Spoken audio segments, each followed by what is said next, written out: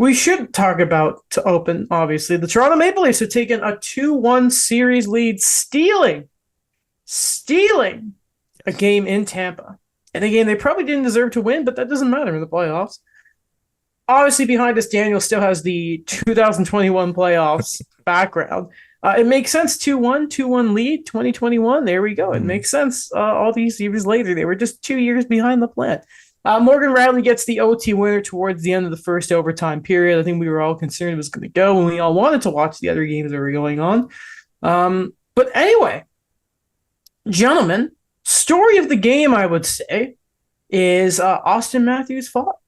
No, I'm just kidding. No. It was a big storyline, but I mean, we can call it a fight. That wasn't much of a fight. It was more of a brouhaha. I think that's a great way of I like that. Brouhaha. It was the spark of hatred that we really needed. These were two teams praised, but the Leafs have gotten all tough and such with Luke Shen and Tampa are these nasty boys, and then we really saw the nasty get real nasty last night. I am sure that Tampa crowd, because I was listening to the games on mute because I listen to music, so I want to listen to commentary. I'm sure that Tampa crowd was thrilled that it was Morgan Riley that happened to get the goal too. Oh, I'm sure it was. Yeah. I'm sure they were. Oh my God. But first impressions of the game, my two Leafs fans friends. How do you feel about it? You know what?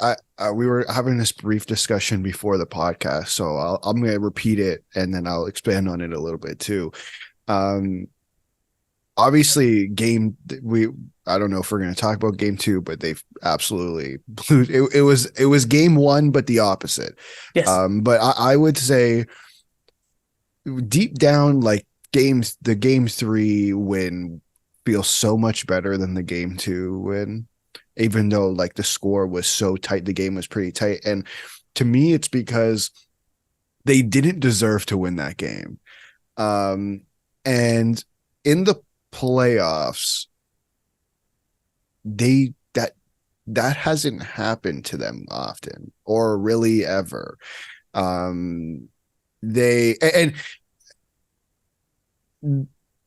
I think you can, and the reason I bring that up is because I just think that happens to every team.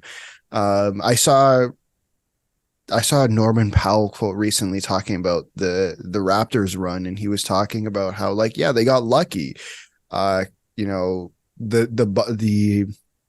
Kawhi shot, Klay Thompson and Kevin Durant being out in the finals. Like there's just things that happen, and that's why this one feels good because the last time I remember the Leafs winning a game they really didn't deserve to win was probably game 4 against Columbus, where they were down late. Jason Spezza had to fight someone and they came back. So to me that sums up the game for me.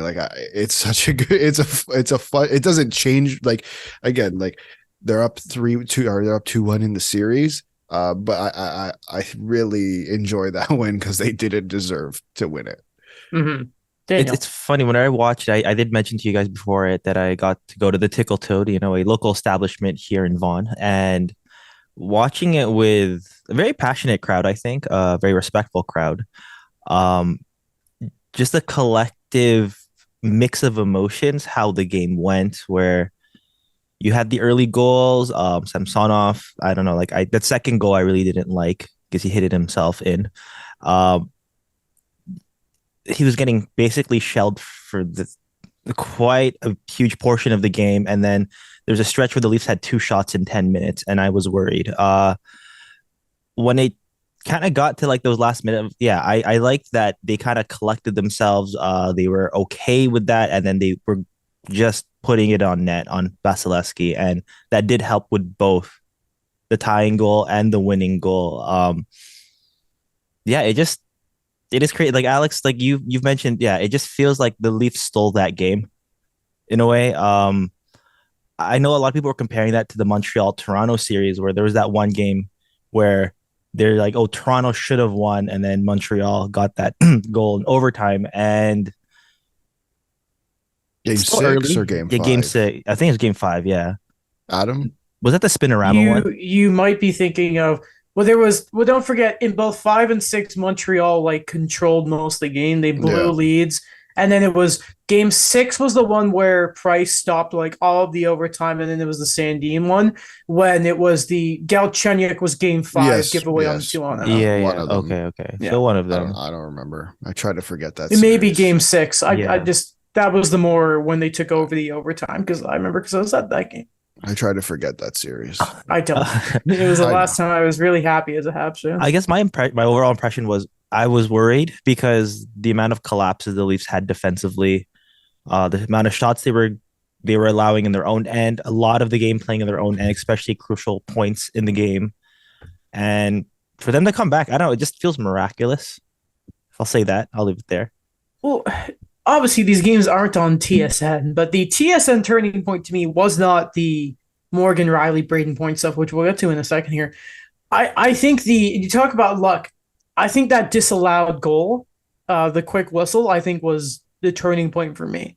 Because let's be honest, that would have been the dagger. Like Tampa in the group, one of our many group chats, Will Baldwin was going on about like Tampa needed to win that game depending on Braden Point is not 100%. Like he just isn't. Neither is Victor Hedman.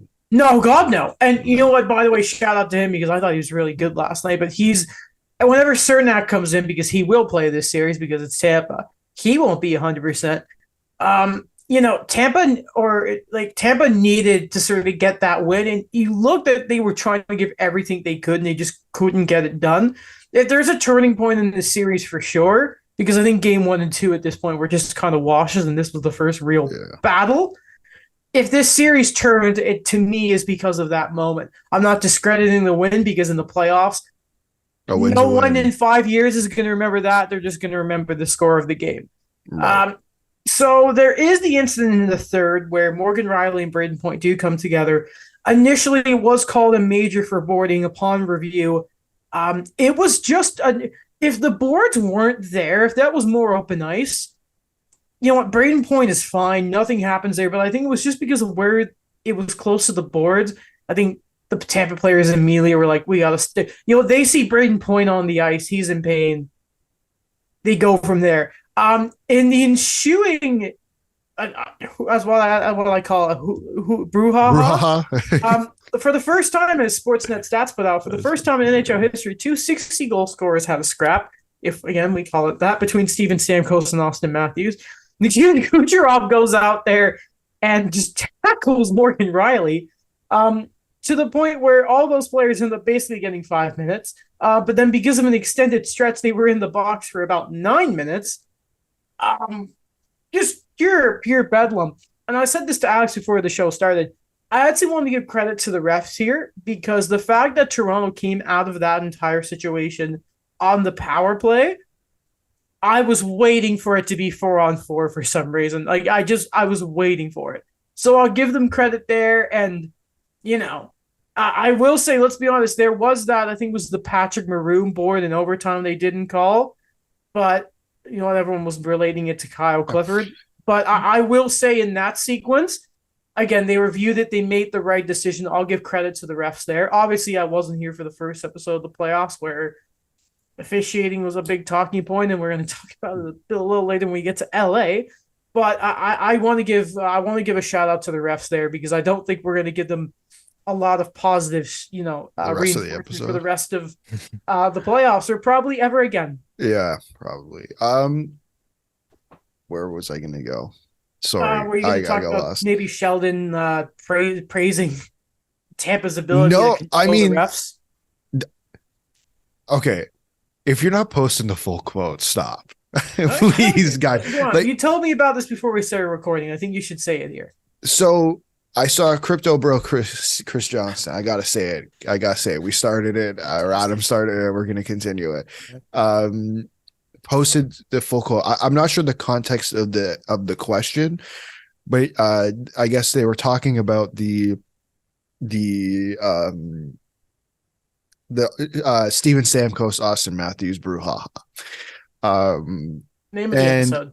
Pardon? Brouhaha. Name of the episode. Yeah. Brouhaha. Yeah. And it's just the picture of them fighting. Or I don't know, whatever you want to call it.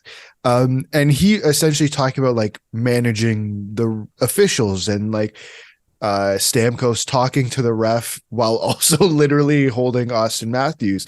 And it's a pretty long answer. And literally at the end of the answer, Keefe praises the Tampa Bay Lightning for doing that.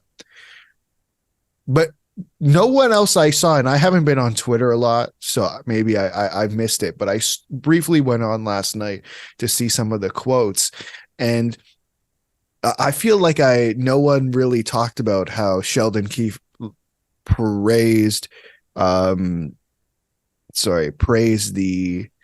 I'm assuming we all saw the same Elliot Friedman tweet, praised the Tampa Bay Lightning for it. So I don't know why we're not including that in the tweet. And I think he's pretty spot on. Like,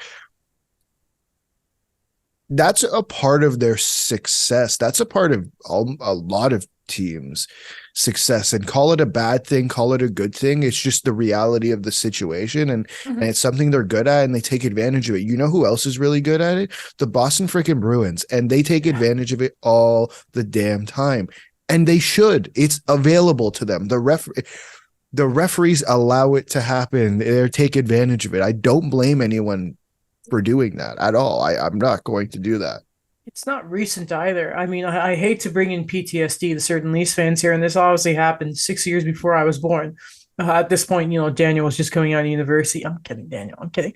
But in 1993, if we look at that LA Kings Toronto series and, the high stick, who's the first one talking to the referee in that play? It's Wayne Gretzky. Right. I wonder why and what happened. The greats do it, man. The greats do it. So once Marner Matthews starts signing some sticks to Wes McCauley, if you ever, conspiracy theory. I don't know if it's much of a conspiracy theory, more so fact. I will say, I guess we mentioned the goaltending too, and I guess just to bring that up again, Samsonov did not have a good first period, and then really came back to make some really important saves in the second, in the third, and in overtime. I think he came up really clutch, and I don't want to. This is going to come off really harsh, and I don't feel bad at all. But I think if the difference between Jack Campbell and Ilya Samsonov, if you could sum it up into a game, I would argue it's that one. I think he let in a few soft goals. Daniel, you brought up the second one. I'd argue almost all three of them he could have had, kind of. But comes out in the second period, makes some really, really good saves. Same in the third, and really in overtime.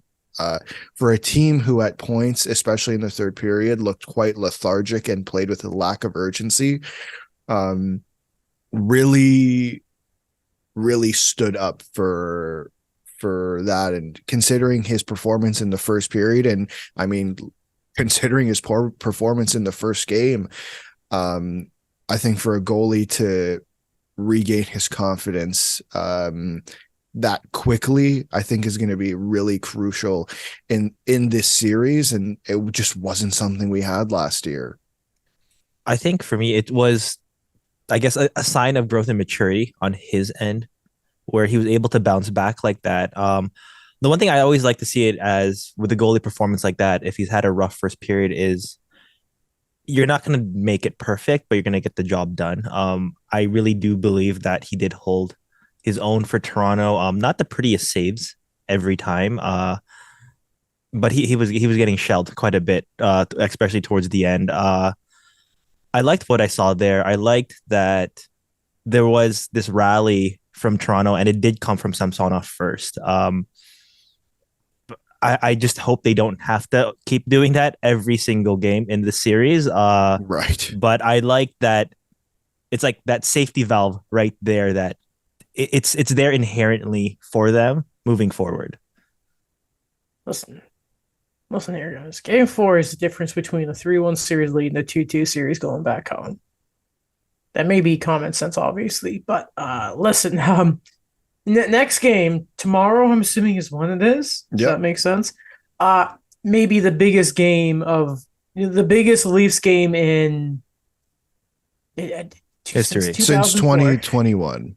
Oh, No. It was 2021. That was Okay, well, but- fine. Since Listen, 2004. No, but there's I'm a kidding. different vibe here. There's a different sort of. There's a confidence in the city right now. Game For seven, sure. I think. I don't know against Game seven against Montreal. I don't know if there was quite a confidence as there were. Obviously, I was on the other side of the fence there. yeah, but game 5 and 6. And at least they That's didn't have true, Luke yeah. Shen at the time. Okay, all right. Dude, Daniel, thank you so much for that. I appreciate you bringing up Luke Shed, man. I love that guy. I love it. Okay, I already said in the text, but I want to say it here on the show.